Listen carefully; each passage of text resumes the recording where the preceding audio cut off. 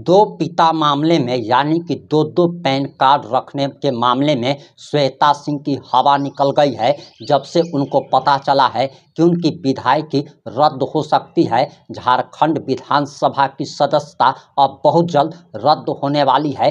चुनाव आयोग जहां इसकी जांच कर रहा है, वहीं राज्यपाल भी इसकी जांच करवा रहे हैं। और आपको बताते चले कि श्वेता सिंह जो कि बेंगलोर के आईसीयू में बेड पर लेटी हुई थी, वो बीमार थी, लेकिन जैसे ही उनको इस बात की खबर लगी, वह दौड़ती भागती हुई बेंगलोर से सीधे रांची पहुंची है। और उन्होंने इस पर एयरपोर्ट पर ही पत्रकारों से बात करते हुए ऐसी ऐसी बातें बोल दी है जिसे सुनकर आपको हंसी आएगी और आपको लगेगा कि श्वेता सिंह, जिनकी उम्र लगभग 40 से 45 साल कम से कम होगी, वह 10 साल के बच्चों की तरह बातें कर रही है। और आखिर पूरा मामला क्या है, पूरा मामला 4 से 5 मिनट की रिपोर्ट में हम आपको बताने जा रहे हैं। जोहार, नमस्कार, मैं प्रिंस कुमार सिंह और आप देख रहे हैं पॉजिटिव टॉक। आगे हम आपको कुछ भी बताएं उससे पहले आप श्वेता सिंह का ये बयान सुनिए, उसके बाद हम आगे आपको बताएंगे कि बोकारो में अब उपचुनाव होने वाला है।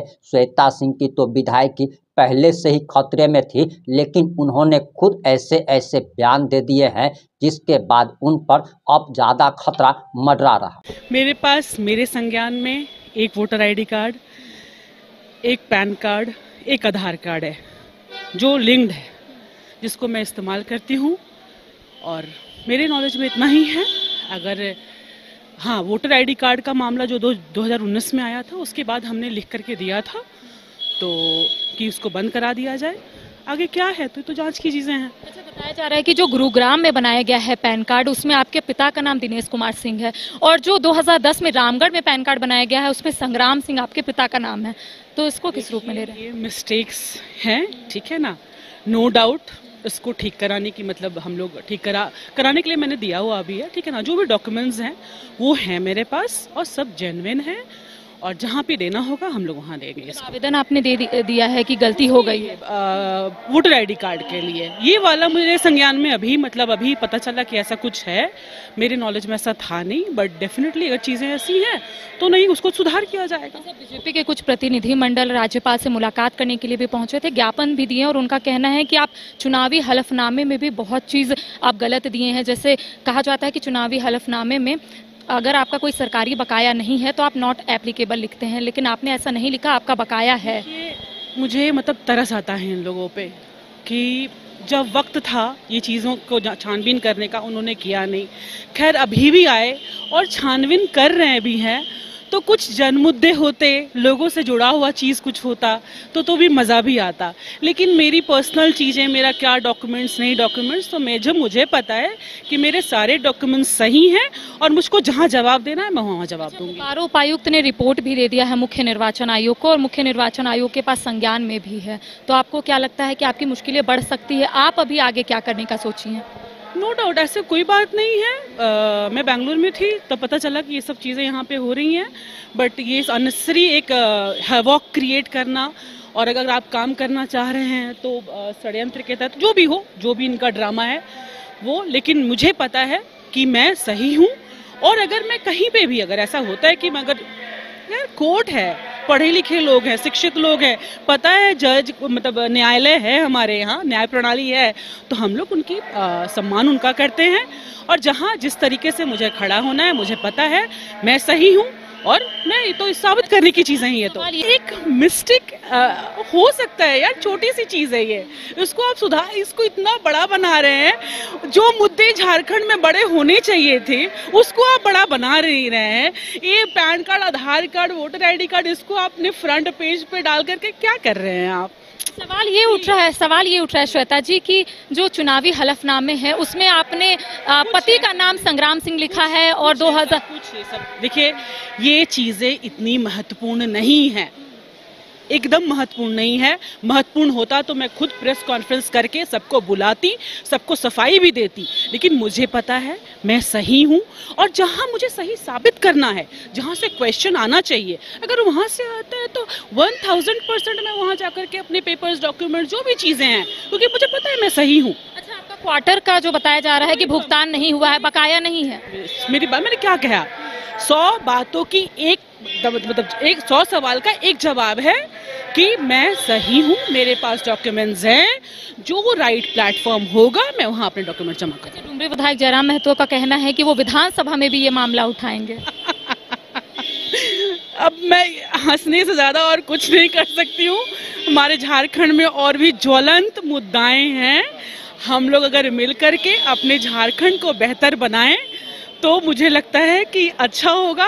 और अगर किसी को ऐसा ये सब चीज़ें करके मज़ा आता है तो लेट देम बी हैप्पी। आपने श्वेता सिंह का बयान सुन लिया होगा और इनके बयान से आपको पता चल गया होगा कि इनका झूठ पकड़े जाने के बाद ये बच्चों की तरह बातें कर रही है। क्या श्वेता सिंह को ये मालूम नहीं था? और 14 साल पहले उनका पैन कार्ड बना था, तो क्या 14 साल से श्वेता सिंह को इस बात का पता तक नहीं था? वह अभी पता करने की बात कर रही है, जबकि पैन कार्ड व्यक्ति खुद बनवाता है। यानी कि इन्होंने 14 साल पहले पैन कार्ड बनवाया और उसे भूल गए, एक बार फिर से पैन कार्ड बनवा लिया। यानी कि ये तो वही बात हो गई कि जूते अगर टूट जाए तो दूसरा खरीद लीजिए। अरे भैया, पैन कार्ड होता है, आधार कार्ड होता है, जो कि जीवन में एक बार ही बनता है। और आखिर आपने 2-2 बार कैसे बनवा लिया? ये एक आपराधिक घटना इसीलिए कही जा रही है, और आपराधिक घटना इसीलिए है, माननीय विधायक को ये बात पता होनी चाहिए कि आप चुनावी हलफनामे में एक शब्द भी झूठ नहीं बोल सकते। और इन्होंने तो एक झूठ और बोला है कि इनके ऊपर 45,000 रुपया बकाया है, जबकि इन्होंने इसकी कोई जानकारी नहीं दी। आप सबको बताते चले कि चुनावी हलफनामे में उम्मीदवार को साफ तौर पर अपने बारे में पूर्ण जानकारी देनी होती है कि उसके चल और अचल संपत्ति कितनी है, उसके ऊपर कितना का लोन है, किससे लिया है, सारा विवरण दिया जाता है। आपने अगर किसी को पैसा दिया है, आपके पास कितना गहना जेवर है, उसकी भी जानकारी देनी होती है। आपके पास कितना जगह जमीन घर है, बगान है, उसकी भी जानकारी देनी होती है। इतना ही नहीं, अगर आपका एक से ज़्यादा बैंक खाता है तो आपके सारे बैंक खातों में कितना पैसा अभी वर्तमान में जमा है, वो जानकारी भी देनी होती है। अगर आपने किसी बैंक से लोन लिया है, उसकी भी जानकारी देनी होती है। अगर आपने किसी व्यक्ति से कर्ज लिया है तो उसकी भी जानकारी देनी होती है। और ये सिर्फ पैन कार्ड का मामला नहीं है, बल्कि डबल पैन कार्ड तो है ही, बल्कि 3 वोटर आई कार्ड का मामला है। और वहीं आपको बताते चले कि इन्होंने एक बात और छुपाई कि 45,000 रुपया इनके यहाँ बकाया है, इसकी भी जानकारी इन्होंने नहीं दी। क्या ये इतनी भुलक्कड़ है कि ये पैन कार्ड बनवाकर भूल जाती हैं, या वोटर आई कार्ड बनवाकर भूल जाती हैं, ये किसी से कर्ज लेती है और भूल जाती हैं? जबकि कहा जाता है कि कोई भी व्यक्ति अपना दुख और कर्ज जीवन भर नहीं भूल पाता है। आखिर श्वेता सिंह अगर इतनी भुलक्कड़ है, अगर इनको वैसी बीमारी है जो कि गजनी में आमिर खान को थी, तो आखिर इन्हें विधायक पद पर रहने का फिर अधिकार कैसे है? ऐसे लोग जिनको कुछ याद नहीं रहता हो, उनको विधायक पद पर रहने का कोई अधिकार नहीं है। और तत्काल प्रभाव से इससे पहले कि चुनाव आयोग और राज्यपाल इनकी विधायकी रद्द कर दे, इन्हें इज्जत और सम्मान के साथ विधायक पद से इस्तीफा दे देना चाहिए। और अब तो लग रहा है कि बोकारो में जो उपचुनाव होगा उसमें टाइगर जयराम महतो की पार्टी JLKM का कोई भी उम्मीदवार विजयी हो सकता है, क्योंकि बोकारो में तो टाइगर जयराम महतो के नाम का डंका बज रहा है। और इन सारी घटनाओं पर आपकी क्या प्रतिक्रिया है? ये तो श्वेता सिंह काफ़ी भोली बन रही हैं। आपको क्या लगता है कि ये वास्तव में उतनी ही भोली हैं? आप जो भी सोचते हैं, जैसा भी सोचते हैं, अपनी प्रतिक्रिया जरूर दीजिएगा। जुड़े रहे हमारे साथ।